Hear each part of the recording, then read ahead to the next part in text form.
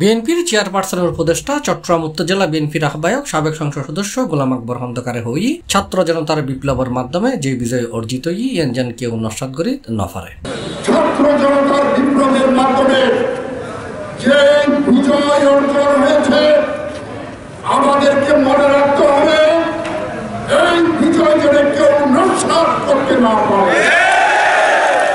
আগস্টের 15 তারিখ বৃহস্পতিবার রাউজান উপজেলার জিয়া বাজার মগদার এবং কাগতিয়া বাজারত স্বৈরাচারী শেখ হাসিনার পতনে এবং সুখী সমৃদ্ধশালী নতুন বাংলাদেশ গরিবের লক্ষ্যে শান্তির সমাবেশের ন্যায্যে এসব হতা হই তিনি।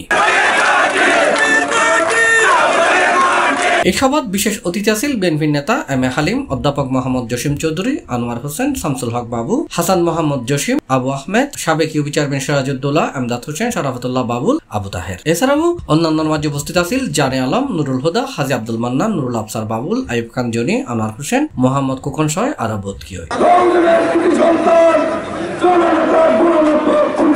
প্রত্যেক সভাত দলীয় নেতাকর্মী ছাড়াও বিপুল সংখ্যক সাধারণ জনতা অংশ লই। ছাত্র জনতার বিপ্লবত শেখ হাসিনা সরকারের পতনের পর দীর্ঘ 18 বছর পরে রাউজানের মাটিত নেজি সভা উপলক্ষে বিএনপি নেতাকর্মীও এডে উপস্থিত হয়।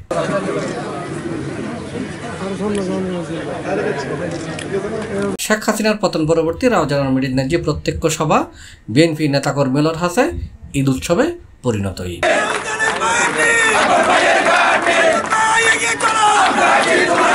C+ চট্টগ্রাম।